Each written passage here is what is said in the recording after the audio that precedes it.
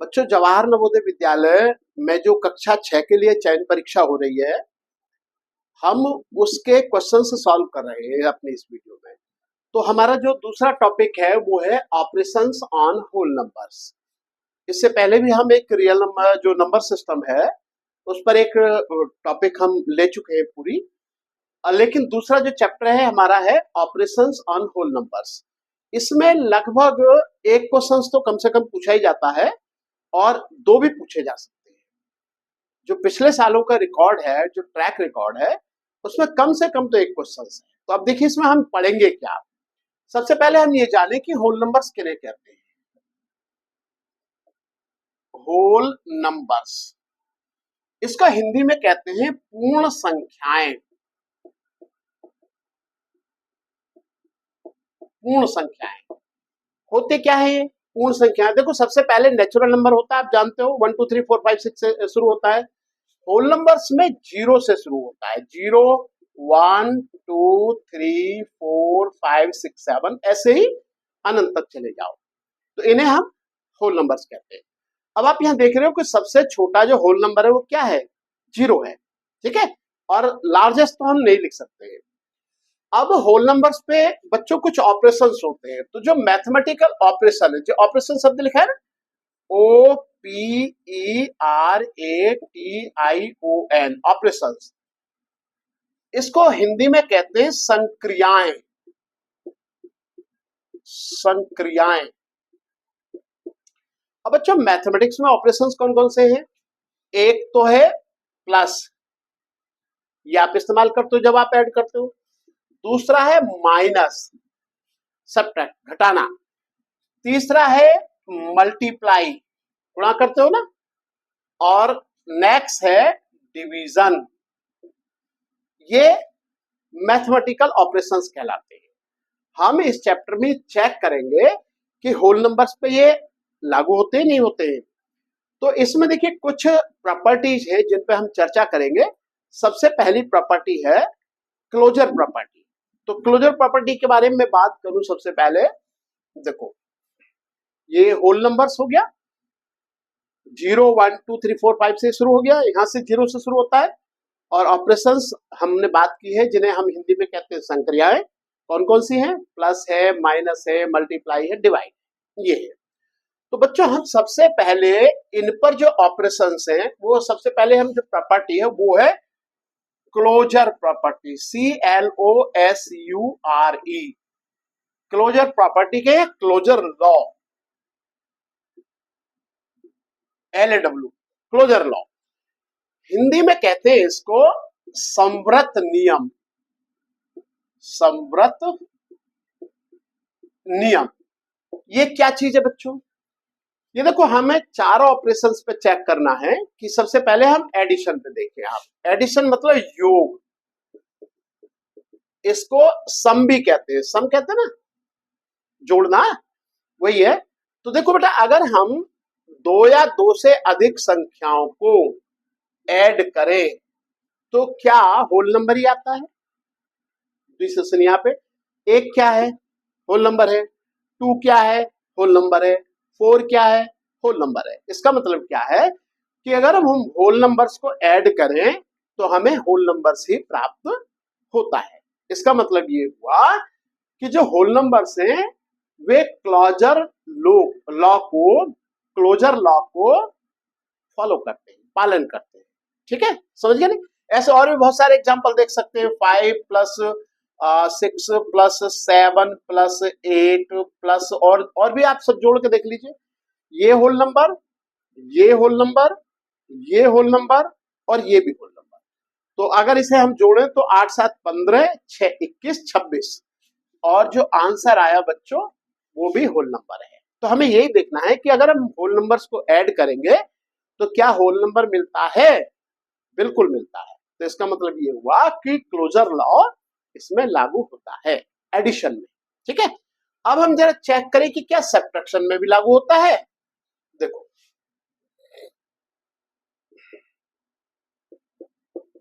Subtraction मतलब घटाना, अंतर, माइनस का निशान लगाते हैं ना हम लोग।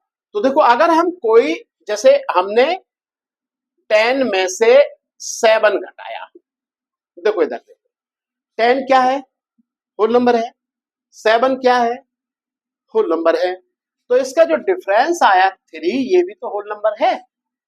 तो इसका मतलब यहां तक तो ऐसा लग रहा है कि भाई फॉलो करता है।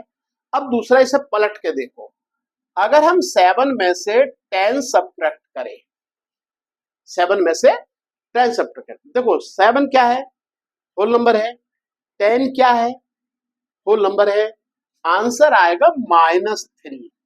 तो क्या -3 होल नंबर है?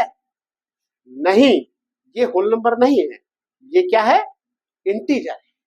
तो इसका मतलब ये यहां पर फॉलो नहीं होता है, ये होल नंबर नहीं है, ये है इंटीजर। ठीक है, तो हमने क्या सीखा कि सब्ट्रैक्शन में क्लोजर लॉ लागू नहीं होता है। तो ये हम इसमें देख लेंगे, ठीक है, यहाँ पे। तो ऐसे ही हम इसे और दूसरा ऑपरेशंस पे चेक करके देखते हैं।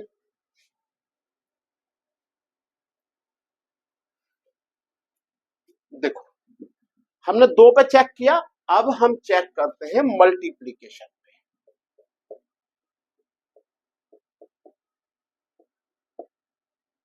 मल्टीप्लीकेशन मतलब गुणा,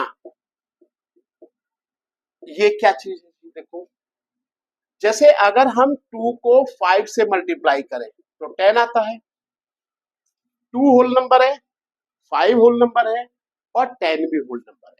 आप कोई सी भी संख्या को, 2 को या 2 से अधिक संख्याओं को आप मल्टीप्लाई कर लीजिए, आपको होल नंबर भी प्राप्त होगा। तो इसका मतलब मल्टीप्लिकेशन पर भी लागू है। अब हम चौथा देखें, डिवीजन।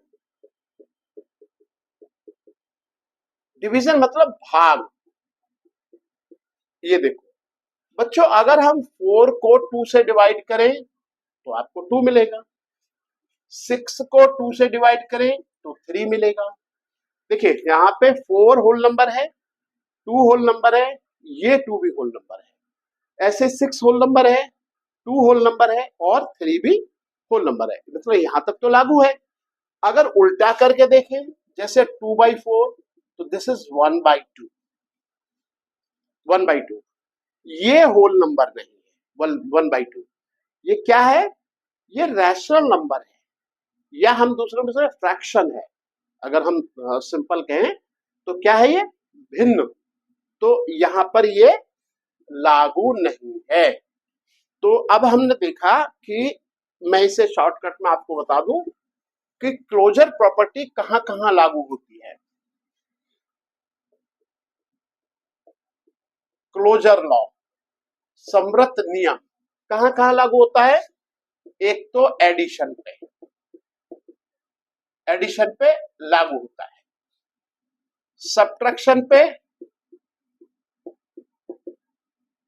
लागू नहीं होता है, मल्टीप्लिकेशन पे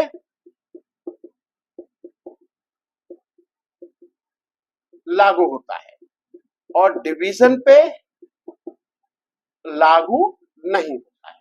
तो हम क्या देख रहे हैं, 2 पर लागू होता है और 2 पर लागू नहीं होता है।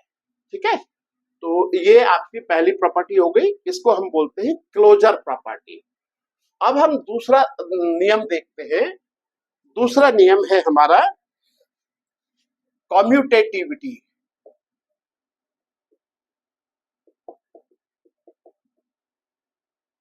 कॉम्यूटेटिविटी, ठीक है, कॉम्यूटेटिविटी क्या है?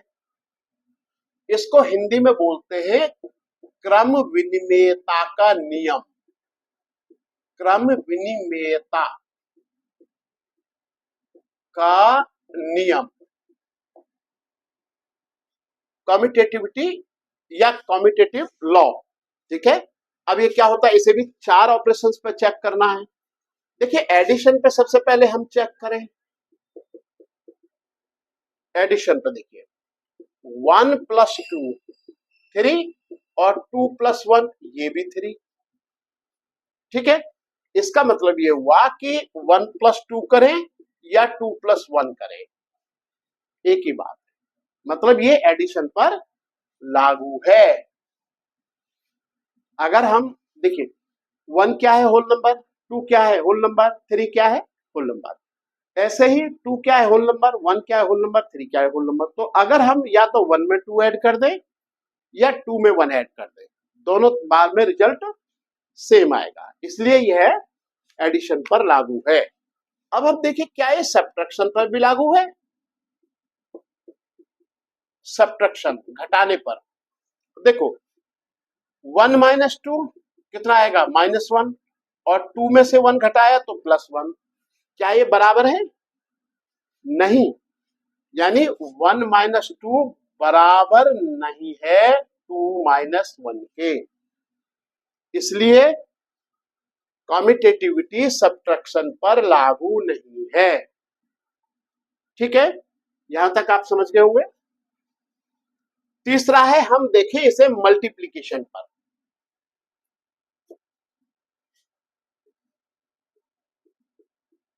मल्टीप्लिकेशन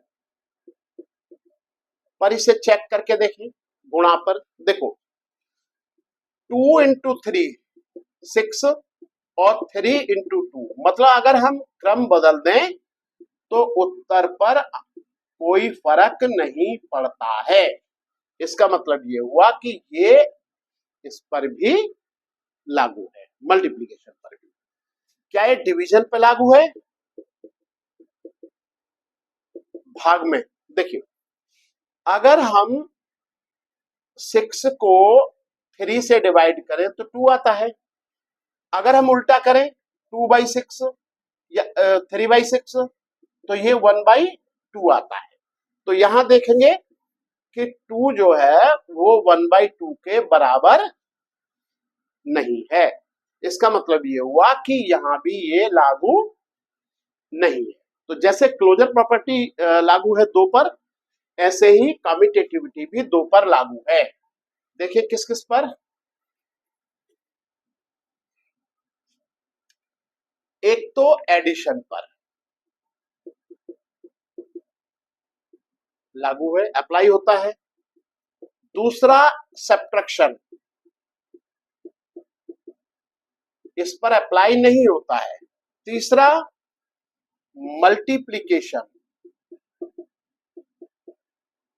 यानी गुणा के निशान पर लागू होता है, इस पर लागू होता है। और चौथा डिवीजन, इस पर लागू नहीं होता है। तो हमने क्या देखा कि जो कम्यूटेटिविटी का नियम है क्रम विनिमेयता का 2 पर एप्लीकेबल है, एडिशन पे और मल्टीप्लिकेशन, बाकी 2 पर एप्लीकेबल नहीं है। अब देखें हम नेक्स्ट देखें इसमें एसोसिएटिव, लॉ ऑफ एसोसिएटिव।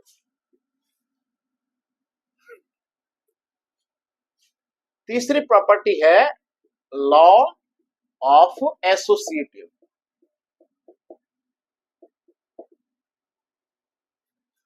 इसको हिंदी में बोलते हैं बच्चों सहचर्य का नियम। सहचर्य का नियम, ये फंडामेंटल्स हैं, इनको आपको सीखना बहुत जरूरी है। तो ये जो एसोसिएटिव प्रॉपर्टी है ये 3 संख्याओं पर होती है, जैसे 1 + 2 + 3। अगर हम 2 और 3 के योग में 1 जोड़ें तो 1 + 5 और 1 + 5 = 6, या हम 1 और 2 के योग में 3 जोड़ें तो 3 प्लस यहां भी 3 बराबर 3 + 3 = 6। इसका मतलब एडिशन पर लागू है ये, और ये मल्टीप्लिकेशन पे भी लागू है एसोसिएटिव प्रॉपर्टी। जैसे 2 × 3 × 6 ऐसे देखें तो ये देखिए, ये तो है एडिशन पर, और यहां है मल्टीप्लिकेशन पर।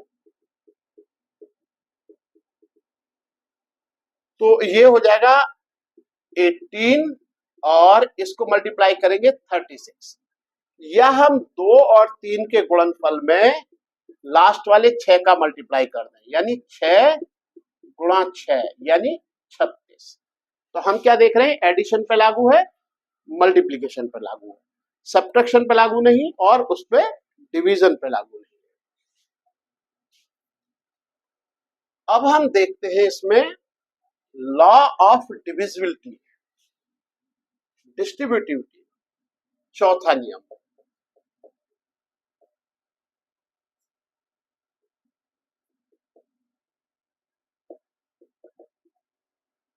डिस्ट्रीब्यूटिव लॉ,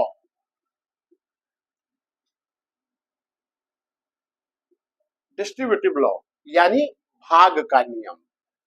तो इसमें क्या है कि जैसे ये मल्टीप्लिकेशन पे जैसे 4 इंटू 5, तो ब्रैकेट खोलेंगे तो 2 गुणा 4 और ये प्लस कर दीजिए इसे एडिशन पे, और प्लस 2 गुणा 5 ऐसे, तो 8 हो गया, और ये कितना हो गया 10, और ये हो गया 18।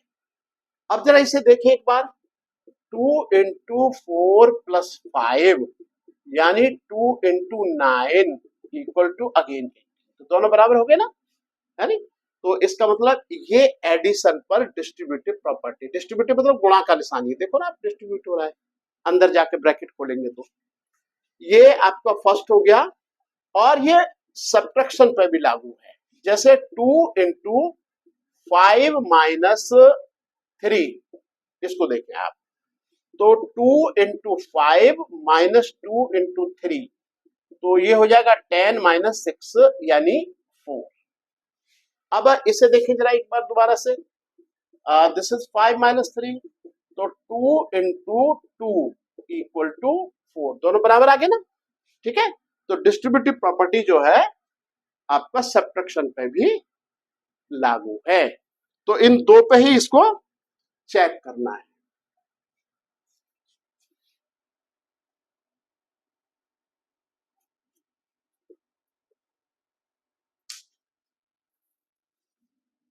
अब बच्चों हम देखते हैं आइडेंटिटी एलिमेंट।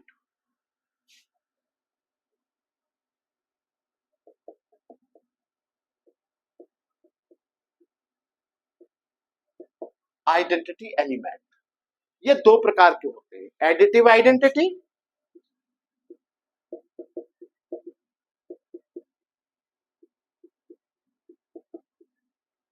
योग, है नी? तो देखिए जैसे ये क्या होती है, वो होती है जीरो, मतलब अगर हम किसी भी संख्या में जीरो ऐड करें तो वही संख्या आती है, मतलब रिजल्ट पे कोई असर नहीं आता है। 3 में जीरो ऐड करके देख लो आप, 3 आएगा। इसे हम कहते हैं एडिटिव आइडेंटिटी। तो एडिटिव आइडेंटिटी क्या है, जीरो। ऐसे एक होती है मल्टीप्लिकेटिव आइडेंटिटी,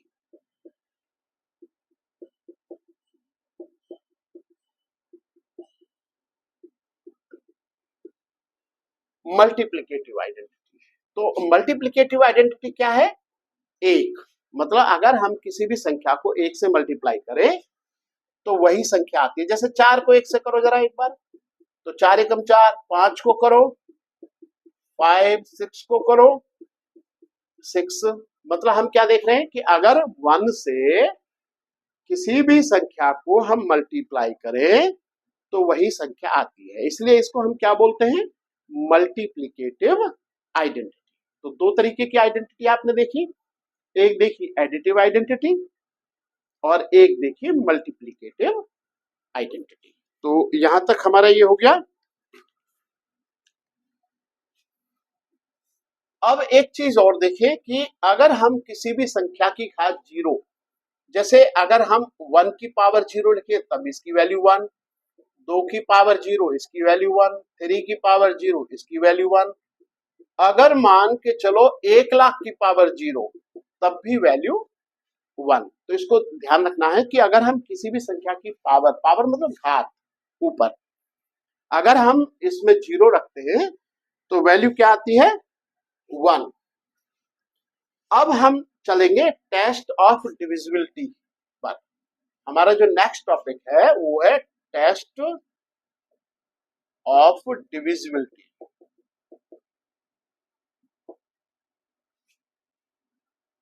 विभाज्यता का नियम, हिंदी में क्या बोलते हैं इसको, विभाज्यता का नियम।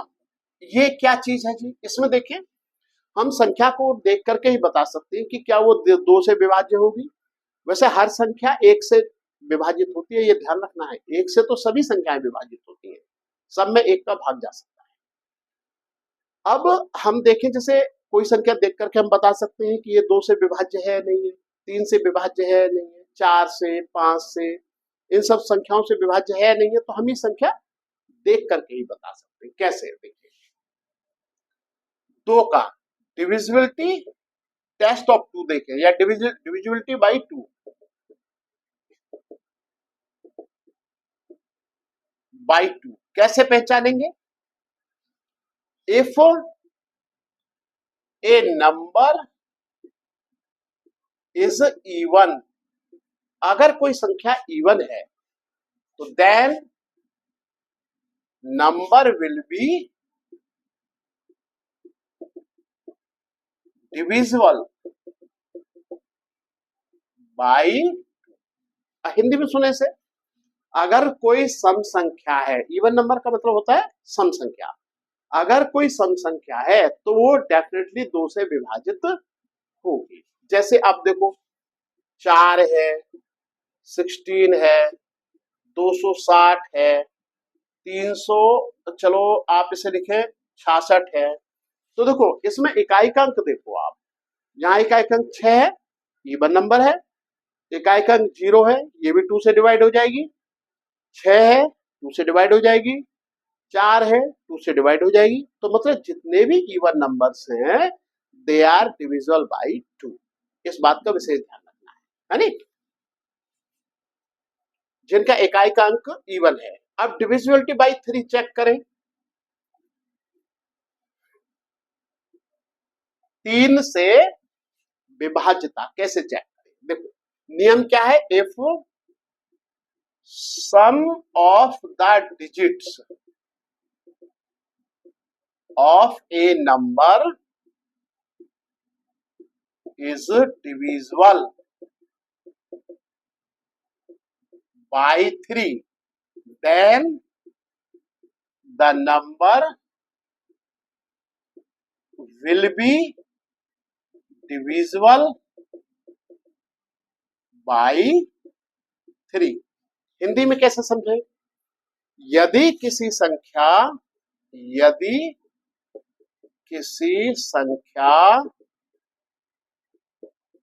के अंकों का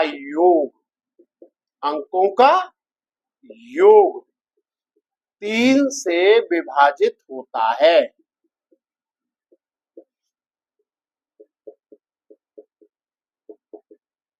तो वह संख्या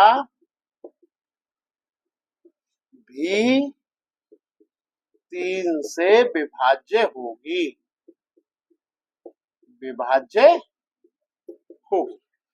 समझ गए? अब इसका उदाहरण देखो आप, एग्जाम्पल। जैसे हम ले रहे 81। अब इसके अंक कौन कौन से हैं? 8 और 1। सम ऑफ द डिजिट्स देखें, यानी अंकों का योग, सम ऑफ द डिजिट्स, ये है 8 प्लस 1 यानी 9 आया। तो 9 तो 3 के टेबल में आता है, 3 के पहाड़े में 9 आता है ना। इसका मतलब 81 3 से डिविजिबल है। ठीक है? ऐसे और भी एग्जांपल ले सकते हैं, जस्ट 243 देखो आप, 243। तो देखो, 3 प्लस 4 प्लस 2, अंकों का योग देखो आप, कितना बनता है? 9, और 9 भी विभाज्य है। तो इसका मतलब क्या है कि 343 भी 3 से विभाज्य है। तो ये विभाज्यता का 3 का नियम हो गया। अब आप देखें इसमें बच्चों, डिविजिबिलिटी बाई 4, डिविजिबिलिटी बाई 4। यदि किसी संख्या के अंतिम 2 अंक, यानी इकाई का अंक और दहाई का, 4 से विभाज्य हैं, तो वह संख्या 4 से विभाजित होगी।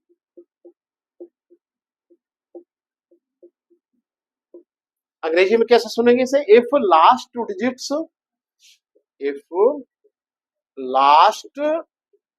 Digits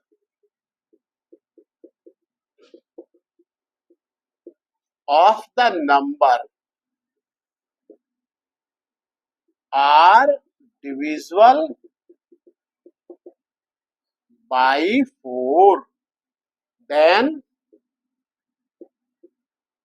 number will be divisible by 4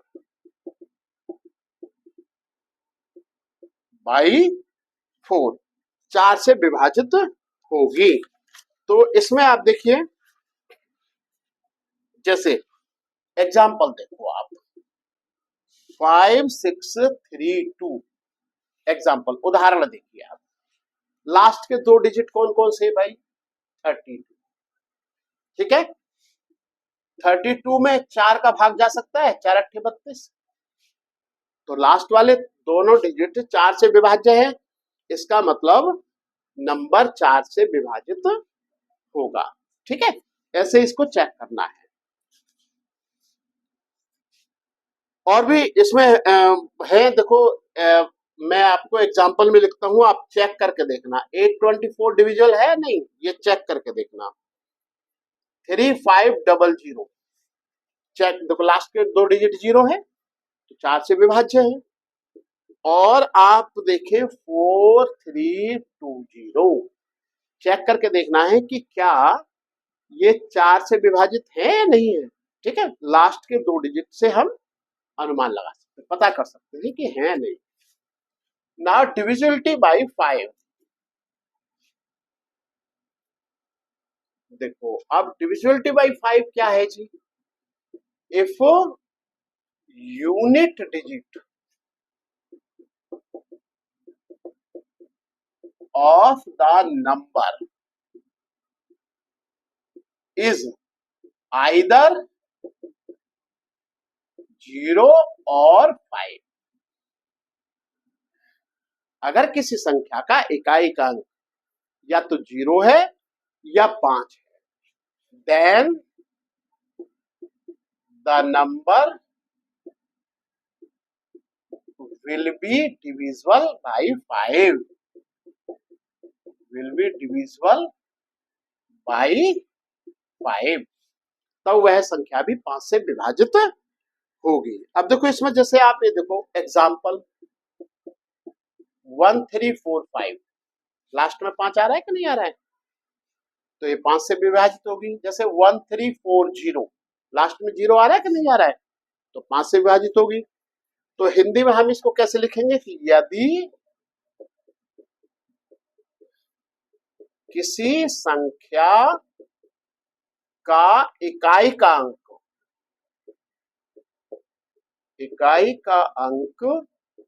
0 अथवा 5 है, तब वह संख्या 5 से विभाजित होगी। वह संख्या 5 से विभाजित होगी। ठीक है, अब आप इसे अच्छे तरीके से समझ गए होंगे। एक बार और बता देता हूं, यदि किसी संख्या के इकाई का अंक, ये यूनिट डिजिट है, पहला इधर से चलेंगे ना, सबसे लास्ट वाला ये यूनिट डिजिट है। अगर यूनिट डिजिट 5 है अथवा 0 है तो संख्या 5 से विभाजित होगी, इसको ध्यान रखना है। अच्छा, डिविजिबिलिटी बाय 6 देखें।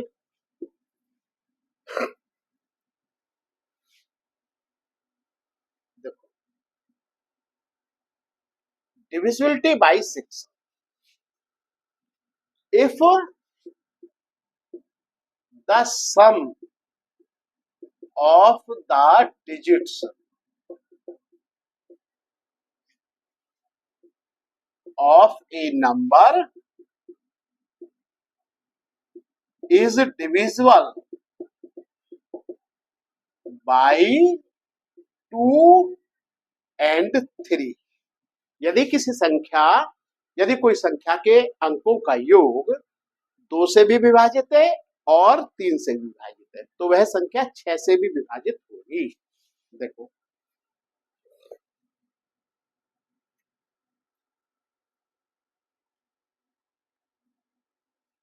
डिविजिबल बाई 2 and 3 तो द नंबर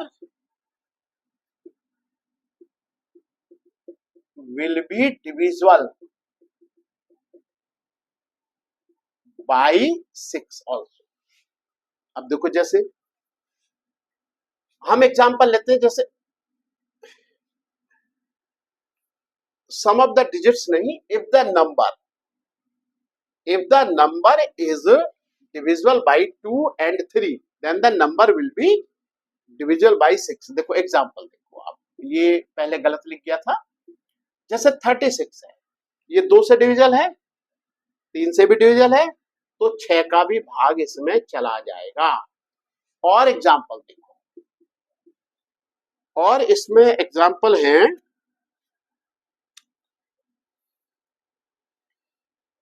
5 4 5 5 4। अब देखो लास्ट में इवन नंबर है, इसका मतलब 2 से तो विभाज्य है। 3 का देखें, 3 के लिए 4 + 5 9, 9 5 14 और 14 और 4 18 और 18 में 3 का भाग चला जाएगा। इसका मतलब यह संख्या 2 से भी विभाजित है और 3 से भी विभाजित है। इसका मतलब ये 6 से भी विभाजित होगी। इसको हिंदी में कैसे लिखेंगे? यदि कोई संख्या 2 से व 3 से विभाजित होती है,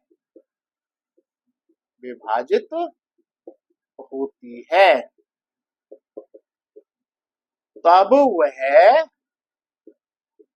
6 से भी विभाजित होगी। ये नियम है। यदि कोई संख्या 2 से भी विभाजित होती है और 3 से भी विभाजित होती है तो डेफिनेटली वो 6 से भी विभाजित होगी। अब देखो, अब हम 7 का है नहीं, 8 का, 7 का आपको काम नहीं है इसमें, तो मैं 8 का बताता हूं। Divisibility rule by 8। If last 3 digit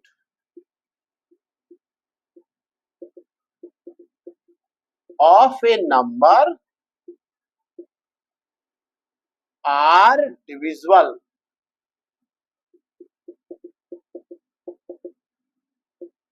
by 8, then the number will be divisible by 8। यदि कोई संख्या के अंतिम 3 अंक, यदि किसी संख्या, जैसे देखो आप एग्जाम्पल देखो आप 3 6 4 8, तो इसके लास्ट 3 डिजिट कौन से बच्चों? ये वाले। अगर ये 8 से विभाजित है तो यह संख्या भी 8 से विभाजित होगी। हिंदी में कैसे लिखेंगे? यदि किसी संख्या के अंतिम 3 अंक 8 से विभाज्य हैं तो वह संख्या भी 8 से विभाजित होगी। उदाहरण मैंने आपको बताया 3 6 4 8। यदि किसी संख्या के लास्ट 3 डिजिट 8 से विभाजित है तो वह संख्या भी 8 से विभाजित होगी। ये 8 से विभाजितता का नियम है। अब 9 से देखिए, देखिए 9 से विभाजितता का क्या नियम है? If sum of the digits are divisible by 9, यदि किसी संख्या के अंकों का योग 9 से विभाज्य है, then the number will be divisible by 9। अब देखो एग्जाम्पल, देखो आप इसका एग्जाम्पल मैं इसमें ले रहा हूं 39681। अब सम ऑफ द डिजिट्स देखो जरा, इसका सम ऑफ द डिजिट्स क्या होगा, 9 प्लस 6 प्लस 8 प्लस 1। देखो 1 8 9, 9 6 15, 15 9 कितना हो गया जी, 24 27। ये हो गया आपका, इसमें 3 भी है ना, ये 9 मैंने गलत लिख दिया, ये है 3। ये 1 और 8 9, 9 6 15, 15 3 18। एक बार फिर ये गलत हो गया, देखो एक बार दोबारा से, 3 प्लस 9 प्लस 6 प्लस 8 प्लस 1, ये है संख्या। 1 और 8 9, 9 6 15, 9 24, 3 27। देखो आप 27 9 के टेबल में आता है कि नहीं आता है, आता है, 9 3 27। इसका मतलब यह संख्या 9 से विभाजित होगी। हिंदी में कैसे लिखेंगे, यदि किसी संख्या के अंकों का योग 9 से विभाज्य है, तब वह संख्या भी 9 से विभाजित होगी।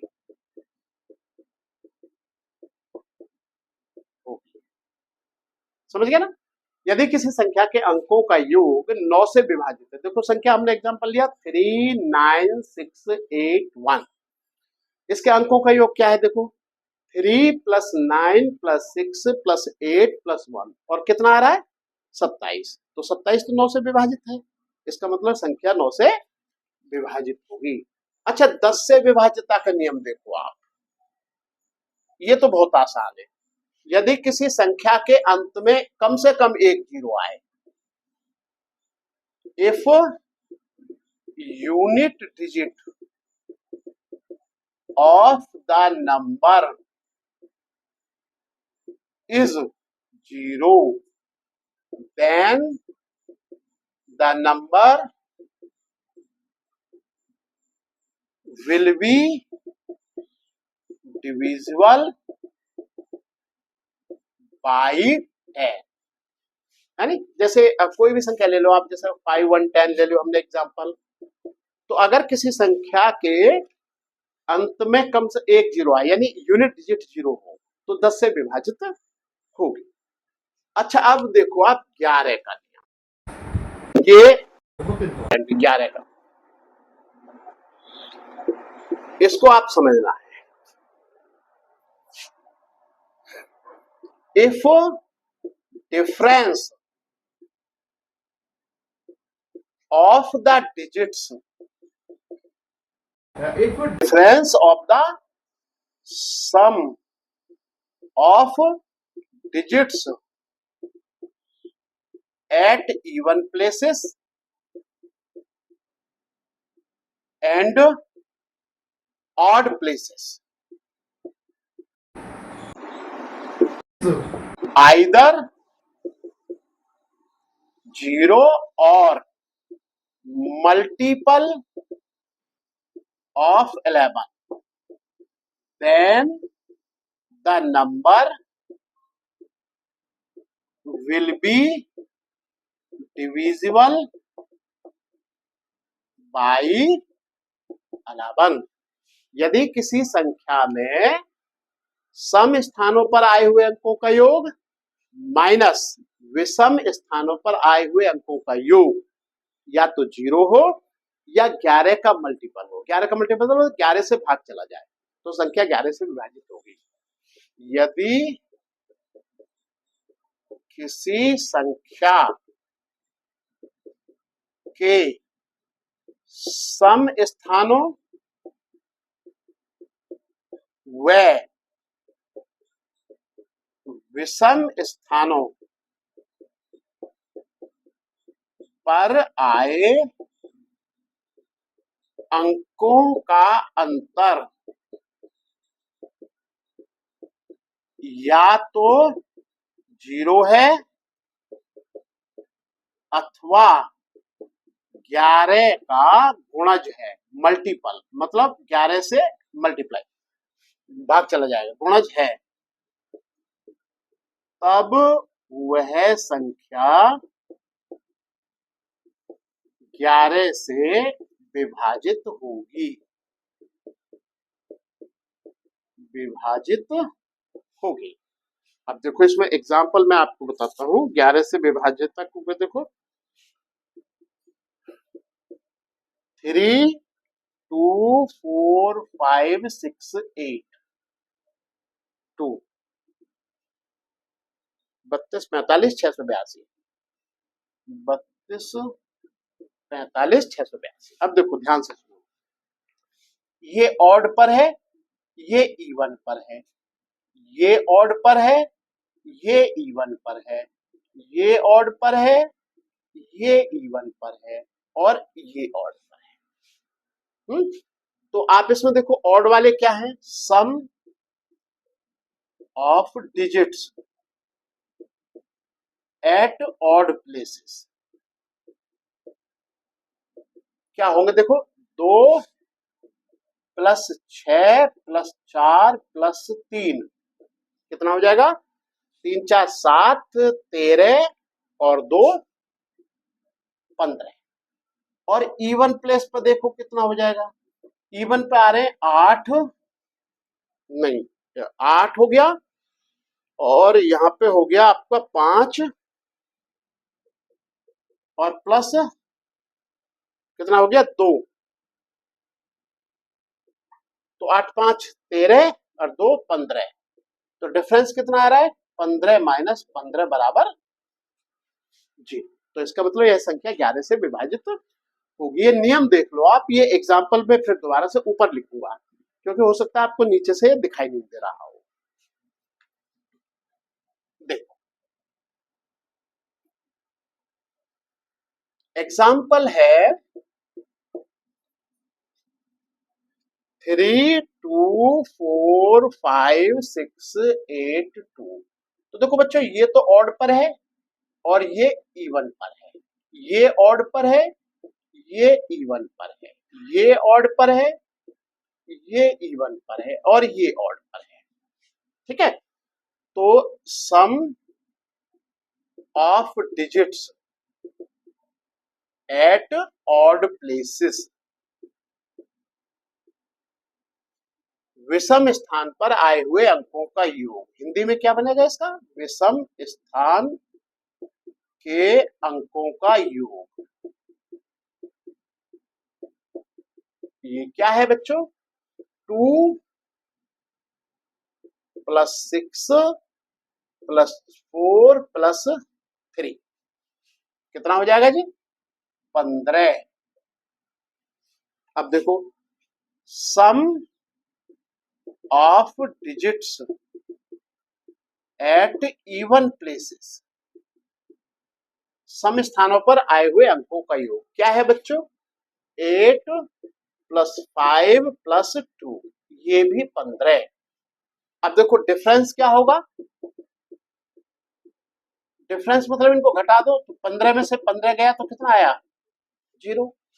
तो मैंने क्या कहा था कि अगर सम स्थानों पर आए हुए अंकों का योग माइनस विषम स्थानों पर आए हुए अंकों का योग या तो 0 है या 11 का मल्टीपल है तो वह संख्या 11 से विभाजित होगी।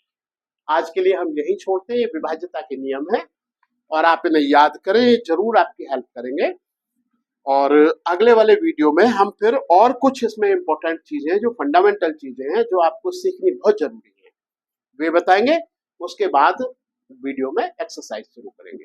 तब तक के लिए आप इसे वीडियो देखें, और हमारे चैनल पर पुरानी बहुत सारी वीडियो पड़ी हुई हैं इसी से, अर्थमेटिक से रिलेटेड, जो नवोदय विद्यालय की जो चयन परीक्षा कक्षा 6 की है, उसमें समय समय पर सवाल पूछे गए हैं, हमने वो भी डिस्कस किए हैं, उनको भी आप देखें। एक्सरसाइज सॉल्व किए, उसको भी देखें।